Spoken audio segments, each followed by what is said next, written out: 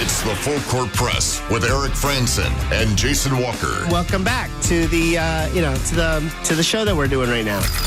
Following the local teams, breaking down the biggest games with in-depth analysis and team interview. Join the show by calling into 435-752-1069 or text 435-339-0321. It's the Full Court Press. Look, Rose, answer. Yes! Caught! Touchdown! They did it!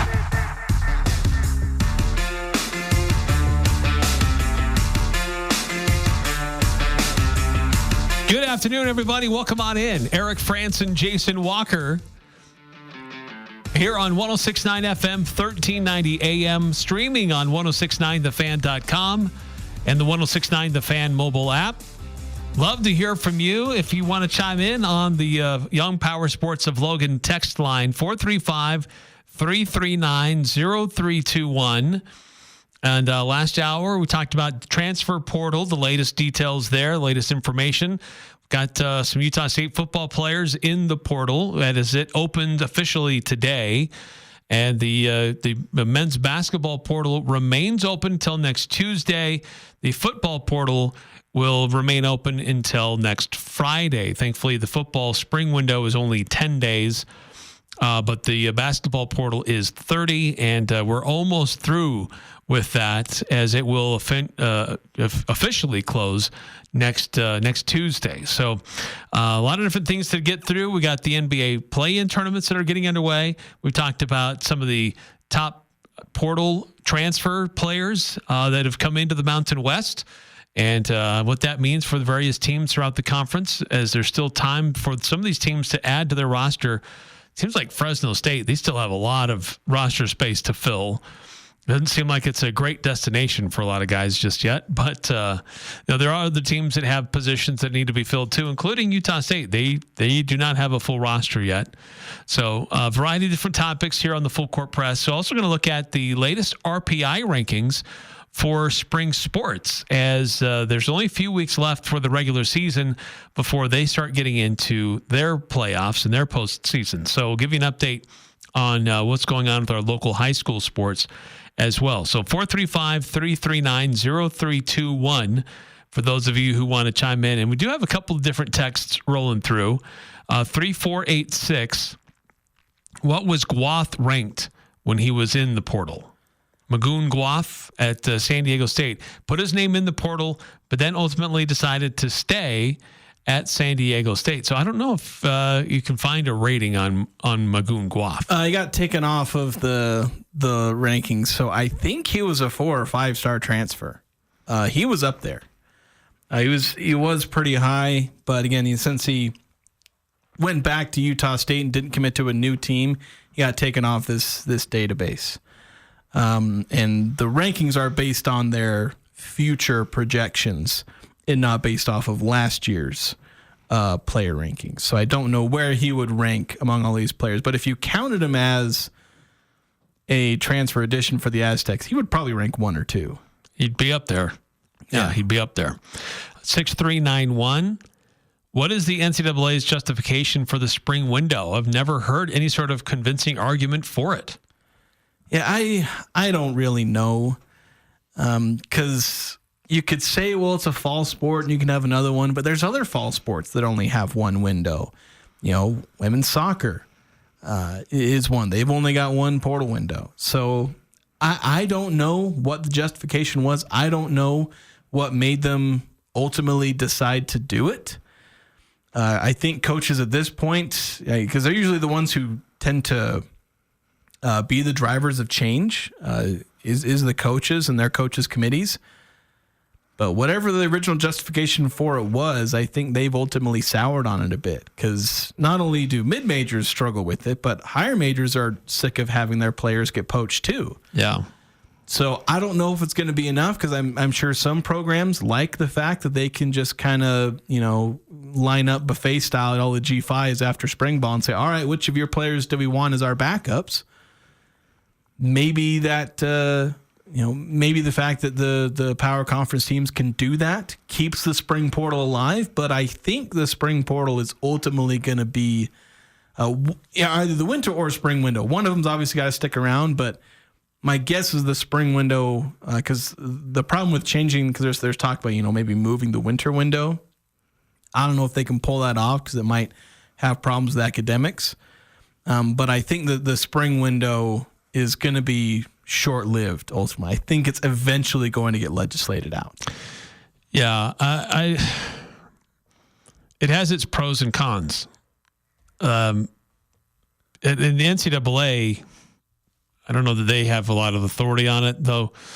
It's still part of their process of how they govern the sport. So, it has changed a little bit. But coaches can, I don't really have a great justification for it either, other than coaches can see what they have in the spring and really decide and determine, do they really have what they need for this upcoming season? And so they can sometimes coach players into the portal or go and recruit players, whether they're in the portal or not, to try to fill some of their vacancies. I don't really love it. You don't see free agency in any other sport where it happens twice a year. You don't see really transfer portal open. I think there was maybe one or two other sports they had 2 transfer portal periods, but most of sports, the vast majority of sports, only have one time when players can transfer. And I would be absolutely all in favor of that. Just having one window. You decide where you're going to be and you go there. Because Utah State had a situation where a guy committed to Utah State in December, transferred, got to Utah State in the spring, and transferred away before the fall. So no one ever saw him really play in an Aggie uniform. So it's those things happen, and it's possible. And I really don't like it. I don't think that serves anybody. Yeah, it doesn't. And it's just frustrating to have something like the spring portal where it's like there's so many problems stacked to only a few positives. Just because it's like, again, just too many problems, not enough ultimate positives. You get to winter window, make up your mind. And it can turn out maybe you made a bad decision in where you transfer to and maybe where you're at, but that's a decision you got to make and live with in the one portal. That's what everyone else does. Everyone else lives with their decision, for better or worse. Let's go out there and make the most of it. Yeah. The challenge with football is how it bleeds into from one semester into another, especially now with this expanded college football playoff. And so it's not like it can be self-contained. Like your season happens in this one semester. I know basketball is that way too, but at least there is still only that one window for basketball. But for football, it should be the season concludes, and then you're into the postseason. Players can leave, or commit to different places. But by the first part of January, when the new semester begins, players should be off to where they need to be, heading to their new destinations, to be enrolled, to get that financial assistance, to get their NIL, whatever. It just doesn't really make sense to me that a few months later, we open it up again for them to decide again if they want to leave to go somewhere else. Yeah, and especially with how many, you bring up this one player who transfers in the winter, transfers in January basically, and then spends one semester and then is gone. It's like, what's the point? Like, you have a player who takes one semester of class. They spend the previous year. They play at Texas State and then they transfer to New Mexico State for the spring, and then they transfer somewhere else for the next fall. It's like, what's the point? And you get these guys who are ruining their academics. A lot of these guys, if you're these guys that are transferring in and out willy-nilly, my guess is you're probably not an NFL guy. So you're ruining your future so you can have a maybe slightly better place to play football. And it just enables, it can have a positive benefit, but it ends up enabling short-sightedness. Oh, yeah. Huge problem there. And you're right. I mean, it really hampers a student athlete's opportunity to be a student. Maybe some of them are doing that on purpose. They're transferring like that so they can avoid having that academic probation that may limit them from being able to play. Yeah, who knows? Yeah. Let's see. Transfers from 8968. Yes. Transfers are an issue. 89315 texting in was Jaco transfer. Talking about Jack Hystera. Hystera? A junior college transfer? Is that what you're saying? I'm not sure which Jack you're referring to. And then I think transfer window for 2 is only in football from what I can see. Yeah, it's the only one that has 2 transfer windows. I'm not sure why football thinks it's so special it needs 2 windows. Or how the NCAA, I mean, it is big. I get it. It's a big sport. It is the moneymaker for college athletics. But why do you deserve 2 windows? It's bonkers. 2 free agencies in the same in one calendar year? No. 6391 with a follow-up. I guess as I'm thinking about it, I could see it as a positive for the players where they can go through spring ball, and if they aren't going to get the playing time they were promised, but still not nearly good enough to justify the second window. I mean, here's the thing: if you go through the spring window and you're not getting enough time, you have to transfer down at that point. Like, you might struggle to get a spot if you're in that position where it's like, I'm not getting playing time, I want to go somewhere else. Especially if you're a team like Utah State, that might very well just be the signal that maybe you're just not going to hack it for a college football career. And honestly, at that point, you should probably just take the scholarship and do the most out of it. And, get the most out of it.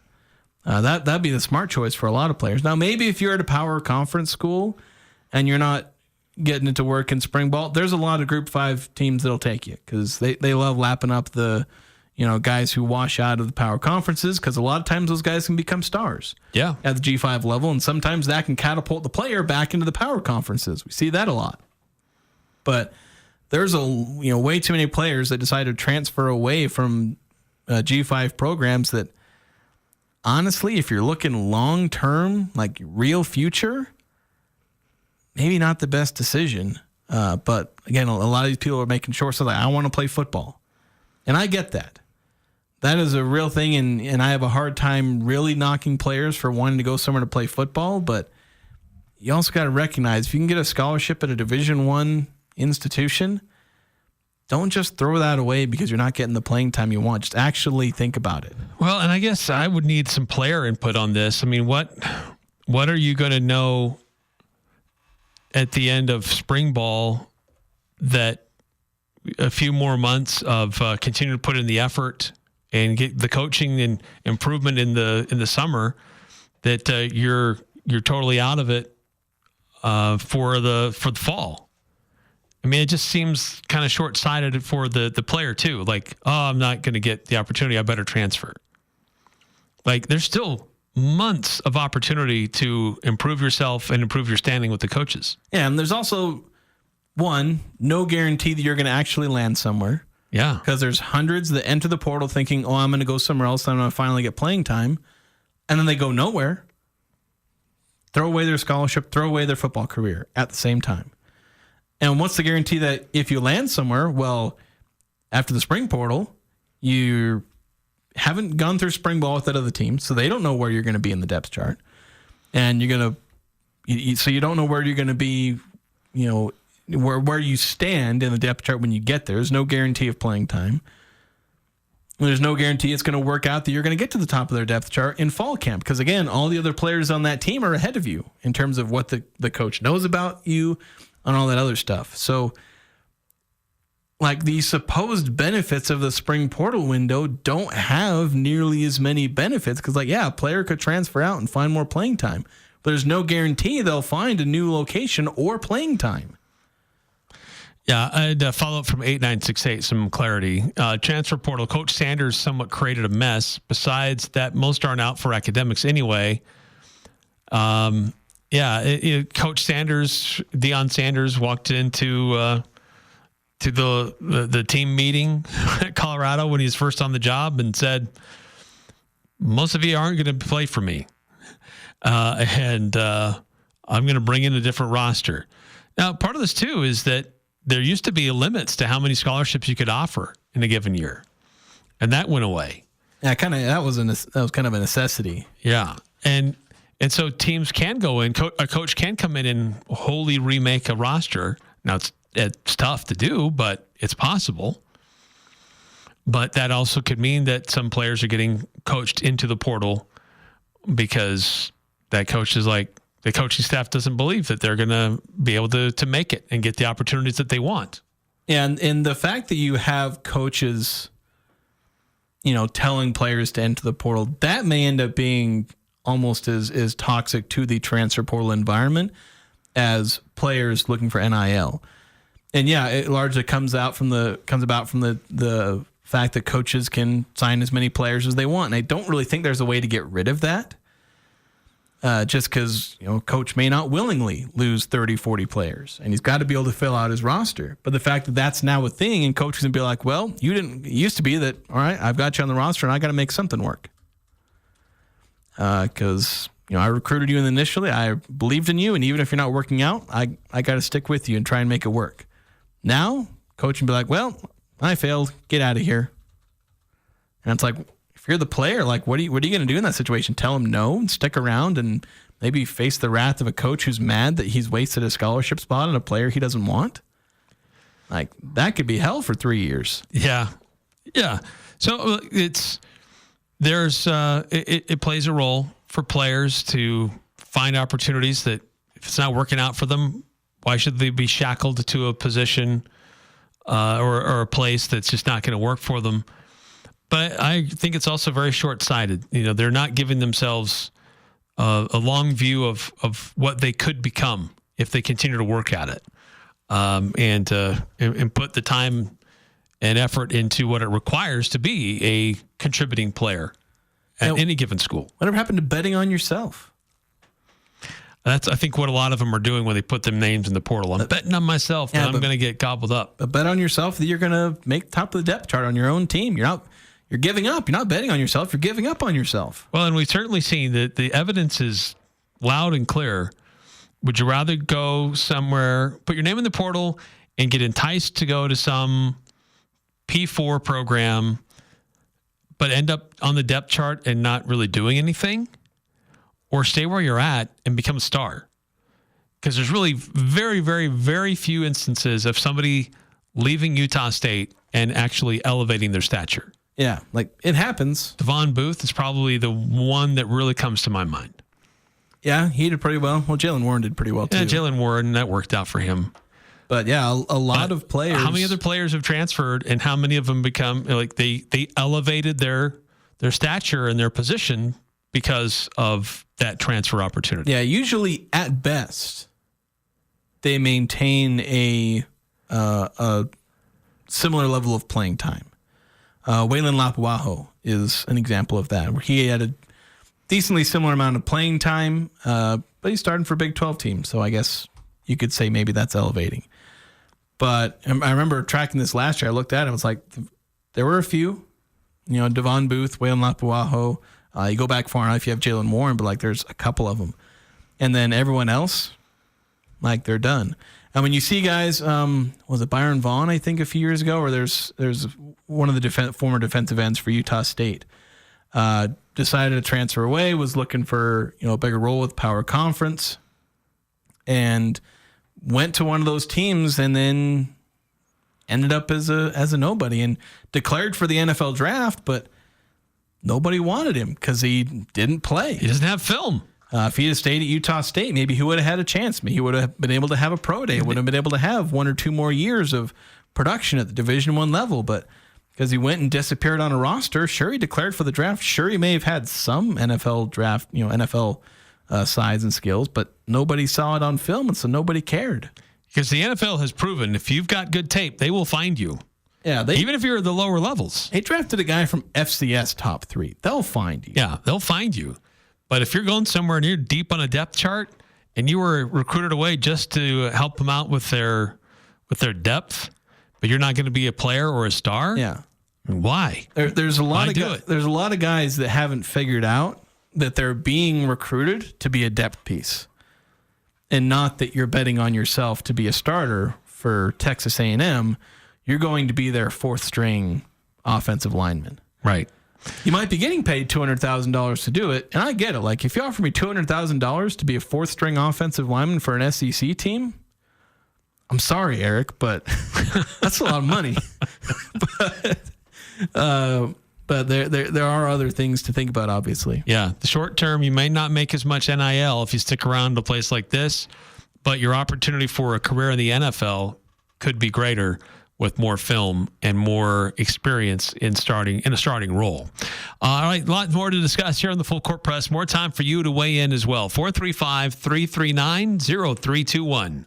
The chips and drinks are endless. The burrito is huge for only $7.95. It's got to be Cafe Sabor, Cache Valley's best Mexican restaurant and gold medal winner in the Best of Northern Utah contest. Experience Locals Day every Thursday with a huge burrito, endless chips and soda, only $7.95. Finding any lunch under $10 is nearly impossible. Every Thursday, drinks, chips, and a massive burrito. You pay just $7.95. The food, the fun at Cafe Sabor in the historic train station on 6th West and Center in Logan.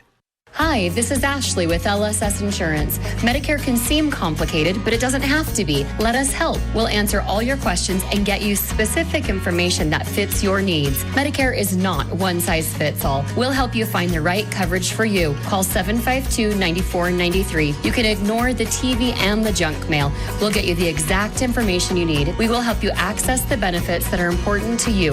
Call LSS Insurance at 752-9493. Aggie fans, the blue and white sale is in week number 2 at Locker 42. New discounts every week on the coolest Aggie apparel. This week, take 30% off all Coliseum jackets, coats, shirts, sweats, and shorts for men, women, and kids. Show your Aggie pride loud, proud, and now for less. 30% off all Coliseum brand apparel. This week only. Shop the blue and white sale at Locker 42 downtown Logan and see more specials at locker42.com. This is Jordan with Primrose Home Care and Hospice, and I'm here with Barbara. Barbara, how did you become acquainted with Primrose? I had been trying to get another company to come and help me, and I had waited about 2 weeks, and I needed a bath. My neighbor suggested that she would make a few phone calls, and that very afternoon, Mark Stokes was sitting in my front room, and he said, "What do you need?" Primrose Home Care and Hospice. We're your home team. It doesn't matter who you root for. The Full Court Press has all the high school sports covered. The Full Court Press. Connect with us on Facebook, Twitter, and online at 1069thefan.com.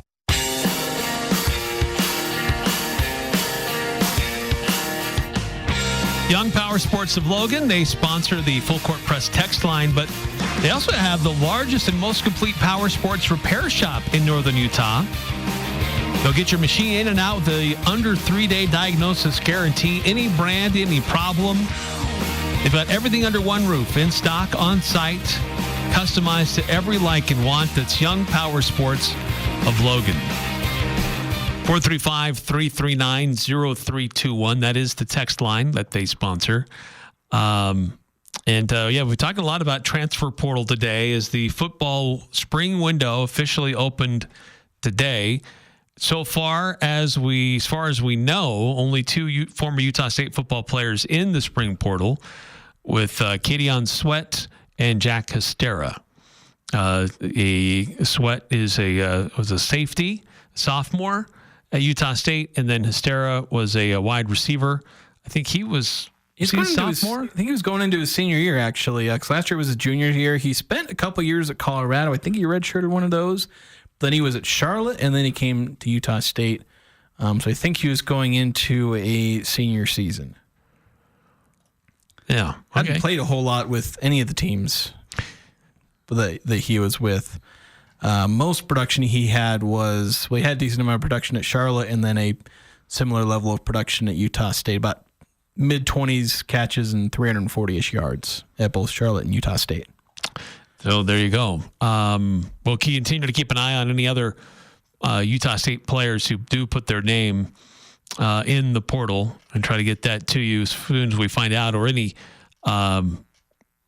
other players coming to Utah State out of the portal. But shifting gears a little bit, Let's get to the NBA play-in tournament. NBA playoffs are upon us. We had 2 games last night, another 2 games on the docket tonight in the play-in tournament. And, one game was kind of spicy for a little while. Hawks and Magic, it was close through 3 quarters. And then the Magic just really ran away from it in the fourth. And didn't make it very interesting at all. Yeah, and this is a game I didn't end up actually watching. I was a little busy while this game was going on. But I saw the score like in the first half and saw that the Magic were kind of running away with it. So I was like, yeah, I guess that's just how it is. One of the play-in games didn't end up being interesting. The most interesting story that came from this game was Trae Young getting ejected. But that ended up happening much later in the game. It was already out of hand. Trae Young still played 40 minutes of the game, so it's not like he led all scores. But yeah, obviously the Magic just outplaying them, and we'll see what the Magic can pull off. They're an up-and-coming team, but we'll see if they actually do something interesting in the playoffs with their interesting young core with Paolo Banchero and Franz Wagner. Well, former Utah Jazz player and Ajay Salveson's favorite guy in the NBA, George Niang, with 15 points. Hit a 3-pointer at the buzzer, one of the quarter breaks. But, Quinn Snyder led Atlanta Hawks. They lost last night. But the other game, the evening game, was much more interesting back and forth, much closer contest. Warriors and Grizzlies. Warriors had a very friendly whistle for much of the night, which could be really frustrating for Grizzlies fans. Yeah, I know there were a lot of Grizzlies NBA fans on my feed talking about the friendly whistle that the Warriors got. And I got free. You mentioned I was busy during the early game. I got free a little bit the time that this was around halftime or going into the third quarter. And so I started watching around then. It was when the Grizzlies were mounting a comeback. I hadn't even realized they were down by as much because I hadn't been following the game earlier. But when I turned the game on, it was about the time they were tying the game, and they announced it's the first time they've led since like the first quarter. They came back down from I forget how much it was. It was a lot of points. But yeah, they made a game of it, although ultimately just kind of came up short. You can blame the whistle, but I'd blame what did that French guy say? The devil named Curry or something like that. Steph Curry with he missed a bunch of shots earlier in the fourth quarter. It's like, Steph Curry going to have a clutch moment? He missed 3 or 4 shots that I was expecting all of them to go in. But then once that final 2 minutes happened, it was just swish, swish, swish, 3-pointer, 3-pointer, 3-pointer. And just Memphis didn't have enough of an answer. They almost did, but not enough of it. Well, and Jimmy Butler really came through too. 38 points, 6 assists, 3 steals. He really turned it on. But Golden State had to work really hard to get that win, and that's been one of the things that people are kind of monitoring here is this veteran team. How hard do they have to work to close out the regular season? How hard do they have to work in the play-in before they even get to the playoffs? How much energy are they going to spend just getting there? So that is certainly something to keep monitoring for Golden State. Yeah, well, and I think one of the telling things about this is mentioned Jimmy Butler, and I brought up Steph Curry. 75 points between the two of them. That's fantastic for those two players. They came through in the clutch. Okay, who else? Scores points. Those two are guys who are both known for stepping it up massively in the playoffs. Steph Curry used to have a tendency or a stereotype, or what's the term? He was known for supposedly not being clutch, but guy's got 4 titles now. He stepped up big in big moments. But Jimmy Butler's dragged 2 teams into the finals. Yes, true. So these are guys that we know can step up big in the playoffs. But is Draymond Green going to offer any scoring? He got 10 assists, but when you're passing to Jimmy Butler and Steph Curry, you're going to rack up assists. Mm-hmm. Man's got to score a bit. Brandon Podziemski, that was the guy who was supposedly worth it to trade for Lauri Markkanen. We kept being told he was he's equal value. Yeah, trade Lauri Markkanen like a second-round pick, and we'll give you Brandon Podziemski.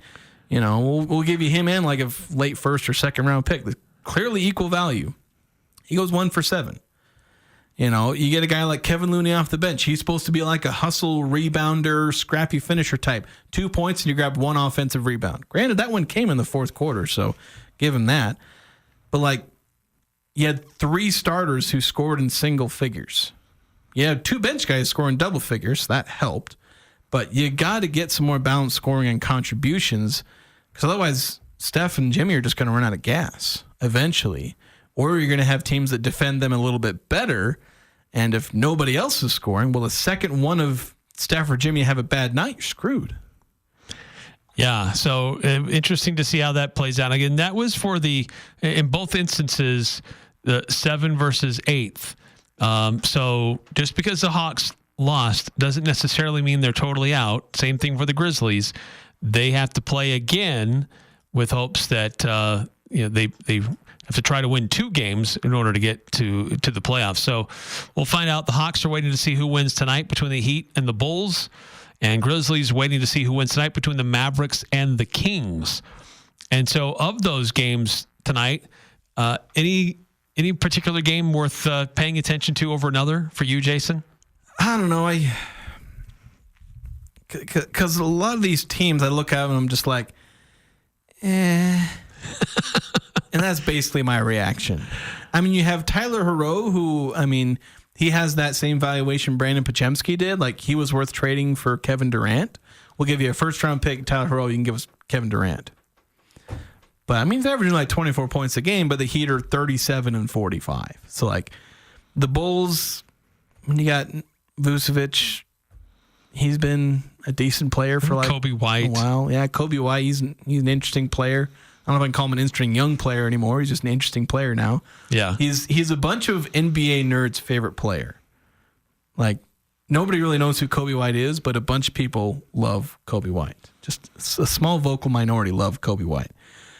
Mavericks Kings, I mean, the most interesting thing about the Mavericks is that there's the full transcript that you can find of Nico Harrison's little closed-door press conference with the media where Tim McMahon, tore him a new one with a couple of the questions he asked.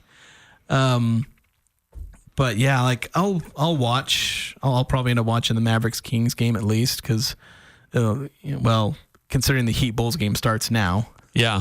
It's just tipping off.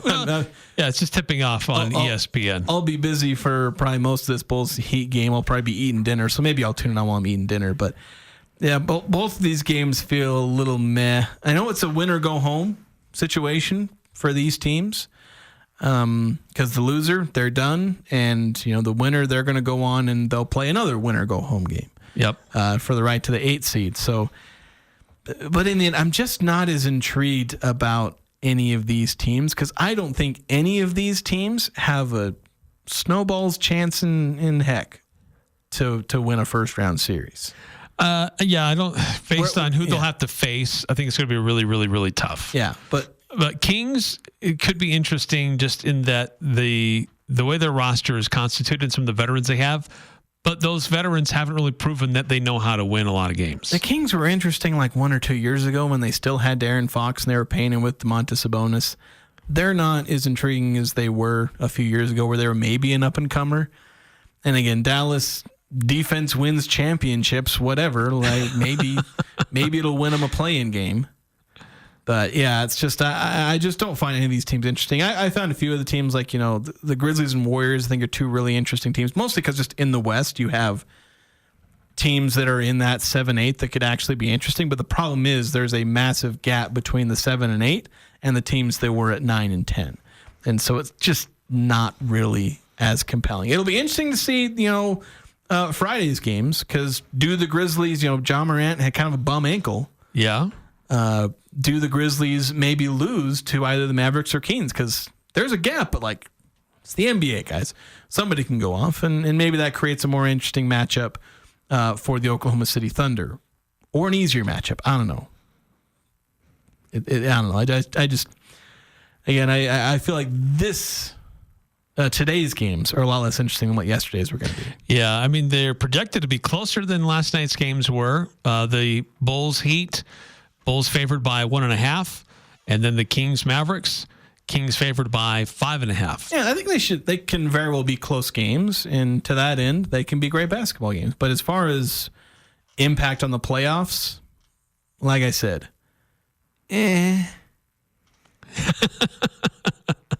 Not much more needs to be said. Yeah. But what about you? Are you tuning into any of these particular games to keep an eye on what's going on for the next round? If you're a Oklahoma City fan or a Houston fan, who would you rather face in the first round? And also for the East, if you're a Cavaliers fan or Boston Celtics fan, who would you rather face in the opening round? So 435-339-0321 here on the Full Court Press. Rely now on a York Affinity Premium Comfort System to keep your home cool and comfortable. The new Affinity systems are smarter and more connected and more efficient than ever before. And you can cut your energy costs by as much as 50%. Call Advanced Heating and Air Conditioning, your local York dealer, to schedule a free system evaluation. Advanced Heating and Air Conditioning showroom is west of DI and online at advancedheating-ac.com. We're not comfortable until you are. Advanced Heating and Air.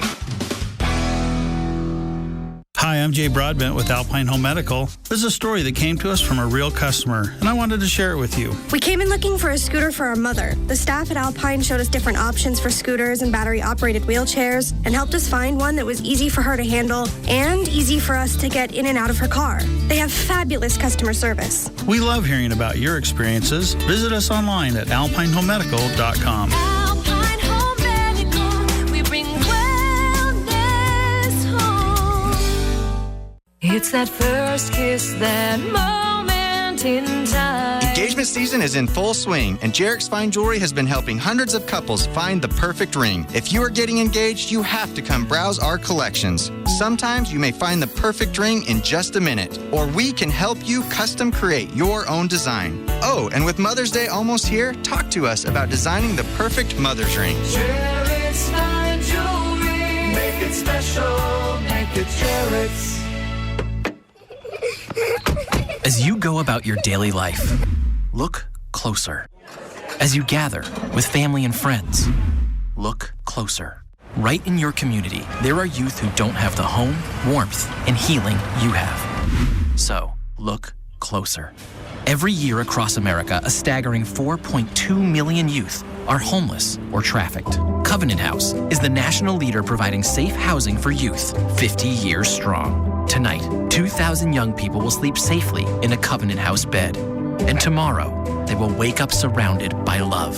Every youth who walks into Covenant House gets clean clothes, hot meals, medical care, and a safe place to sleep 24 hours a day, 7 days a week in sites across America to help them fulfill the great promise of their lives.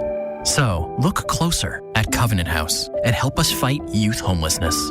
To help or get help, go to covenanthouse.org. Limitless local possibilities with Cache Valley Media Group, shaping the future of local engagement throughout northern Utah. Stay connected with comprehensive local news and vibrant local radio personalities who are the voices you know and love, turning every broadcast into a familiar conversation.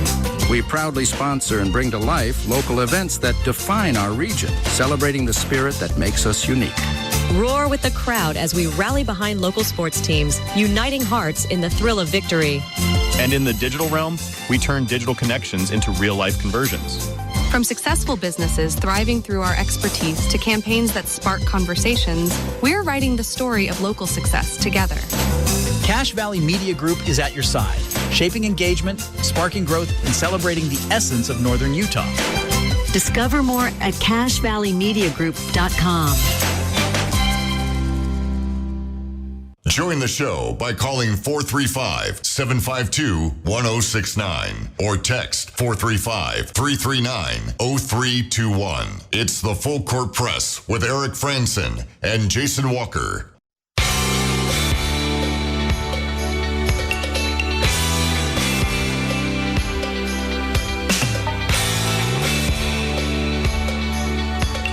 Welcome back to the Full Court Press.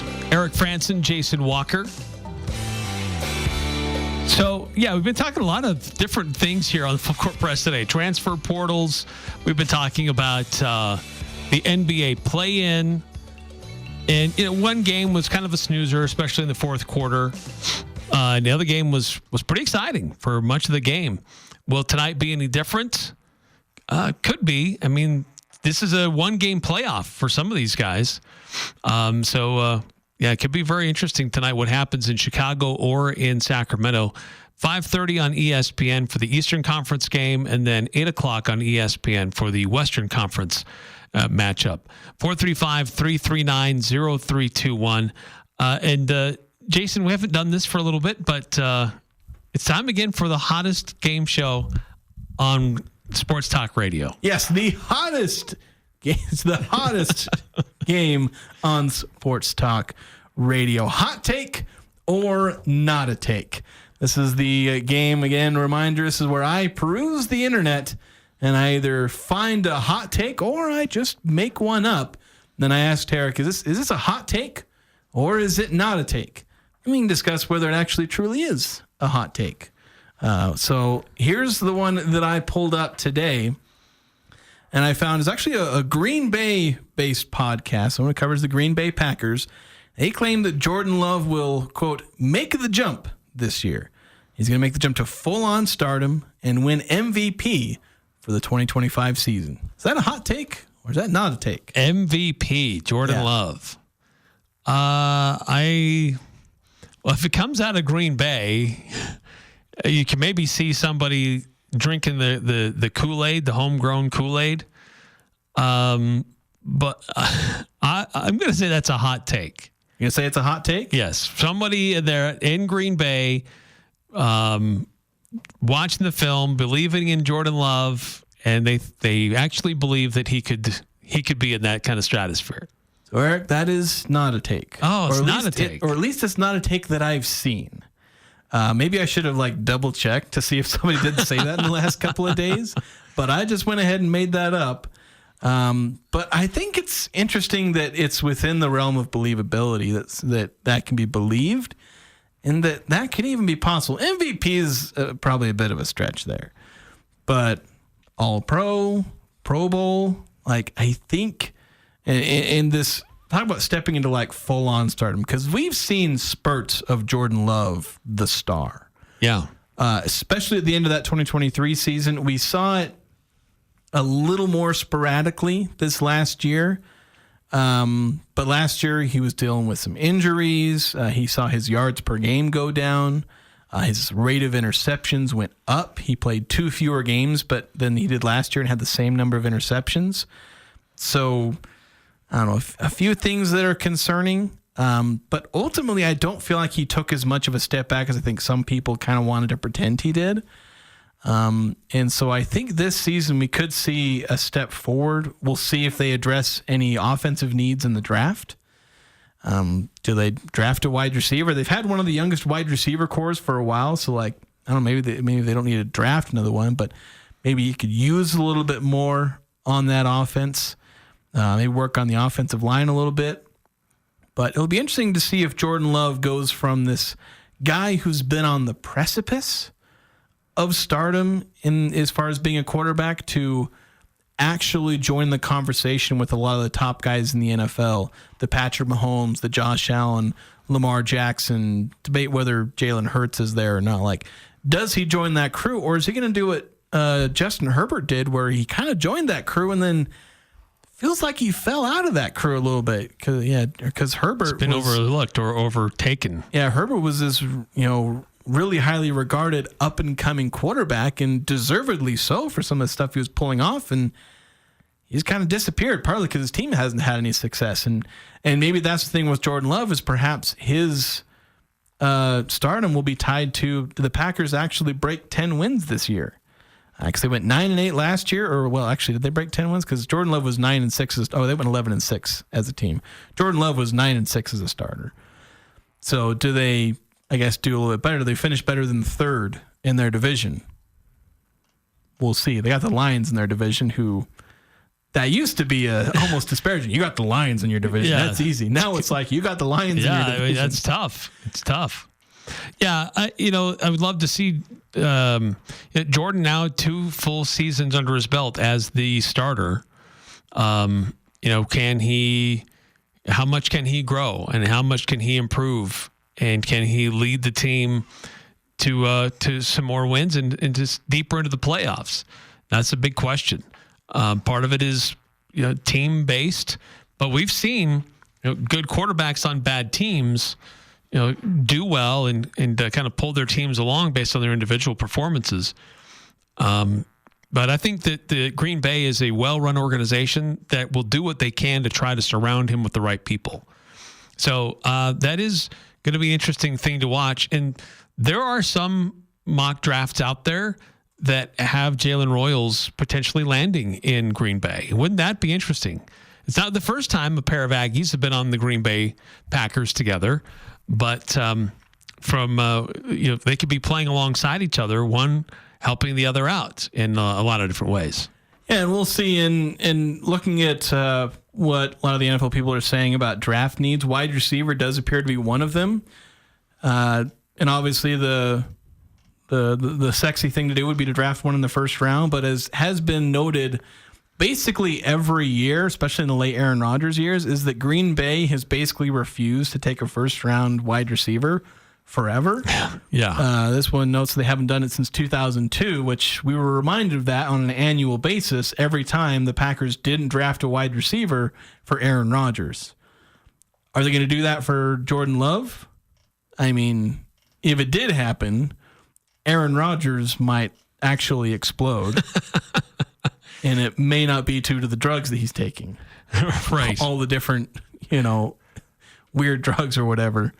Weird plants or all that stuff that he gets from who knows where. Right. Yeah. Now the NFL draft is coming up. It's next week, and it begins on April 24th. So that will be interesting to see what they do. Yeah. Interesting to see when Jalen Royals gets his name called. Yeah. So we'll likely see him. He's billed as a day 2 guy. There's a possibility he falls to day 3. Because day 1, that's your first round. You're not going to see Jalen Royals in the first round unless somebody really reaches on him. That's happened before. You see guys drafted in the first round that are projected in like the 3rd. It wouldn't be the weirdest thing that's ever happened in the NFL draft. I mean, Jordan Love was projected as a day 2 guy. He went at the end of the first round. But Jalen Royals likely in the late 2nd round, early to mid 3rd round. That's the range of projections we're seeing. And so when you're projected in that range, your realistic range is maybe you're lucky and somebody really loves you and takes you at the end of the first round. Or you can, again, fall as far as like the early 4th to mid 4th round, because there are guys who fall multiple rounds. It happens every year. So don't get hopes high that Jalen Royals will get drafted too high. But I think ultimately the most important thing is Jalen Royals has established himself as a guy who will be drafted and then have a realistic chance of being a guy who plays.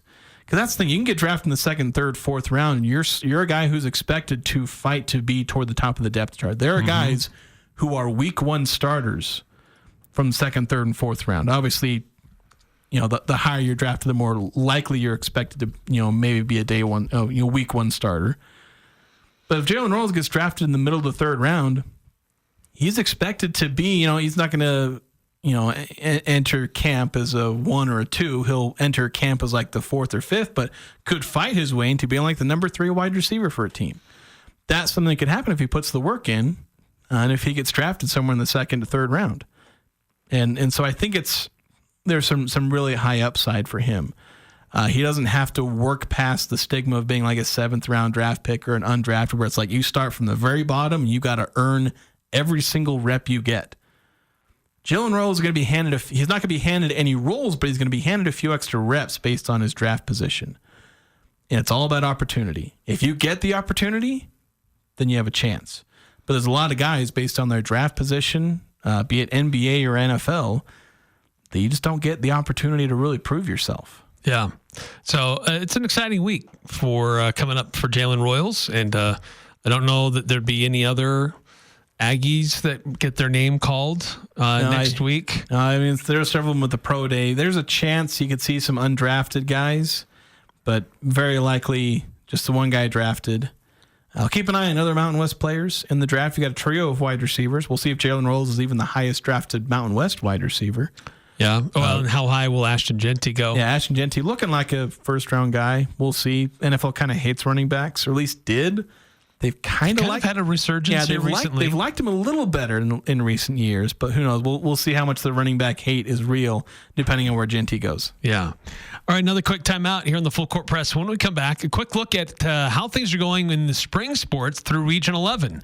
Throughout Region 11, as they give us the latest update on the latest RPI that's available for spring sports and how our various Region 11 teams are doing. That's next here on the Full Court Press. This is Brent Wallace with Cache Valley Bank, and we understand that concerns about fraud can weigh heavily on you. Your peace of mind is important to us. That's why we're committed to looking out for you and your family. Our team keeps a vigilant eye on your account, and if you ever have concerns or need support, we're just a call or visit away. Whether you need advice or just someone to talk to, our friendly staff is ready to help. We're more than just a bank. We're your neighbors, and we care about your security.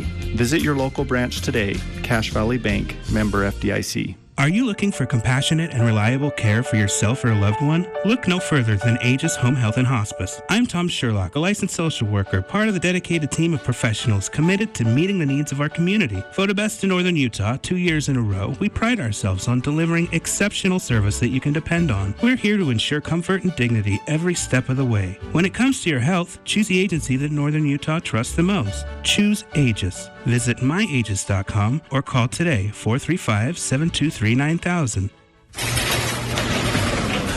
This is Kyle at Advanced Door, and we guarantee every garage door we install for a lifetime, parts and labor.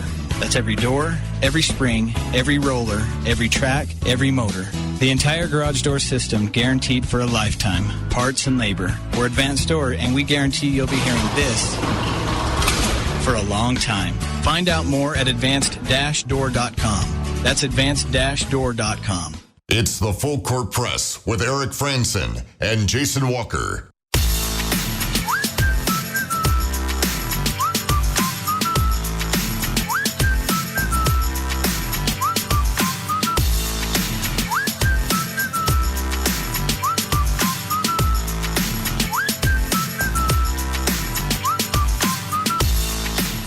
Welcome back to the Full Court Press. Eric Frandsen, Jason Walker. We've got spring sports that have been going on, and we've been able to cover some of these spring sports. There's another game going on tonight that will be video streaming on CacheValleyDaily.com. It's Green Canyon versus Westfield, boys lacrosse, and you can watch that one. You can watch some past spring games that we've been able to cover on our online and on some of our local radio stations. That game tonight will be on 100.9 Light FM. But keep your eye on Cache Valley Daily, as there are multiple games that we tried to cover. There was a volleyball game last night that they covered. So a lot of different games still going on. Try to get to some of these cover the various different schools and sports this time of year. But let's kind of give an update on what's going on with some of these teams throughout the region in Region 11. And Jason, let's start off with boys lacrosse, since we're talking about lacrosse, and we're going to be doing a lacrosse game tonight here on, at least on Cache Valley Daily and on 100.9. We had a couple of lacrosse coaches in the studio last week and kind of a feel for what's been going on there. But Westfield continues to be among the top teams in boys lacrosse, number 2 in the latest RPI, with Skyview at 4th, Bear River at 5th, Mountain Crest at 7, Green Canyon at 9. So the vast majority of Region 11 is in the top 10 on the latest RPI. Ridgeline coming in at number 14 and Logan at 19. But some very strong lacrosse being played in Region 11. Yeah, I think boys lacrosse probably the Region 11's strongest sport of the spring sport so far, where you got a team at number 2 and then a bunch of them in that top 10. So, yeah, just some fantastic lacrosse being played here. Yeah. And then a couple other sports. So, girls lacrosse, Bear River continues to dominate, undefeated so far at number 1 overall. Ridgeline at number 9. Then Skyview and Logan next to each other at 12 and 13, respectively. And then you got Green Canyon and Mountain Crest next to each other at 18th and 19th, respectively, with Westfield at 23 right now in girls lacrosse. Yeah, a little more top-heavy, but yeah, Bear River just dominating the field. At this point, I guess they're just like, all right, well, can anybody beat us? And then what happens, when they go all the way, presumably to the championship? Of course, there are some pretty good teams south of here. You got Hurricane, Canyon View, pretty good. But yeah, Bear River not quite finding a challenge in these other Region 11 teams. They're just that good, apparently. Yeah. Shifting to baseball for Region 11. Now, there's been some years where baseball has been definitely a strong suit for Region 11, but it's been a little bit more of a struggle this year. The top-rated team from Region 11 is Ridgeline at number 6. Mountain Crest not far behind at number 8. Bear River at 12. Westfield at 14. Logan, Skyview, Green Canyon finishing it out at 22, 23, and 24, respectively. And as you said, there have been years where it's been really good, but just not quite seeing the same, in terms of the RPI. But it's like, Ridgeline, they're 15-4. Mountain Crest is 11-4. Just they don't have the, opponent's win percentage of some of the teams ahead of them. And, maybe picking up a few extra losses. So, the highest you have are 6 and 8. I think the RPI is the way it works is lowering them down a little bit more than they would indicate. I think these are teams that should be able to compete in the state playoffs, and they're setting themselves up for, I believe, could be solid runs in the playoffs, even if they're only 6 and 8 in the seeding. Yeah, going to softball, Bear River again. This is they have a very strong softball tradition. This is their sport. I know their longtime coach, very successful coach, retired, but they have picked up where he left off, and they continue to play very well. 19-1 is their overall record, with the number 1 overall ranking in RPI. Westfield, Logan, and Ridgeline ranked 7th, 8th, and 9th. So you got 4 teams in the top 10 out of the region. Skyview not far behind at 13th, and then Green Canyon and Mountain Crest at 21st and 22nd. I really like that you got those 3 teams in that top 10, especially Logan, where they've had some ups and downs in softball. Ridgeline, they're a bit of a surprise, where they've had some spectacular talent on their team and just not quite getting it done in the win-loss column. But yeah, Bear River just running away with it right now. They've got Desert Hills, who's also it's Bear River and Desert Hills, and then everybody else. Yes, seemingly. They're on a path to face each other in the championship. And let's go to boys volleyball, one of the newer sanctioned sports in Utah high school. And right now, it's again, we got schools that are just bunched up together out of the region. You got Skyview, Green Canyon, and Ridgeline all close together at 9, 10, and 11 as the highest rated schools out of Region 11. Logan coming in at 17th, Westfield at 20th, and then Bear River and Mountain Crest kind of struggling to get things going with their volleyball programs, ranked 26th and 27th at the very bottom. I'm a little upset because last year it felt like they had teams a little closer to the top in boys volleyball. Like Logan was really good in boys volleyball last year, struggling a little bit right now at 17th. But still, I think pretty solid with Skyview, Green Canyon, and Ridgeline, who again, 9, 10, 11, but there's not a ton separating them and teams that are in that 4 to 6 range. And then finally in boys soccer, Green Canyon, Skyview, Ridgeline ranked 8th, 9th, and 10th. Logan at 20th, Mountain Crest 22nd, and Bear River at 26. And so, yeah, we've still got a couple of weeks for these regular season games to continue. And some of these sports end at the end of April. Some of them go into early May. But we've got just a few more weeks of the regular season before the playoffs get going. So that'll do it for us tonight here in the Full Court Press. Thanks for tuning in, everybody. You asked, begged, and even pleaded, and the heavens heard you. KLGN Logan, 106.9 FM.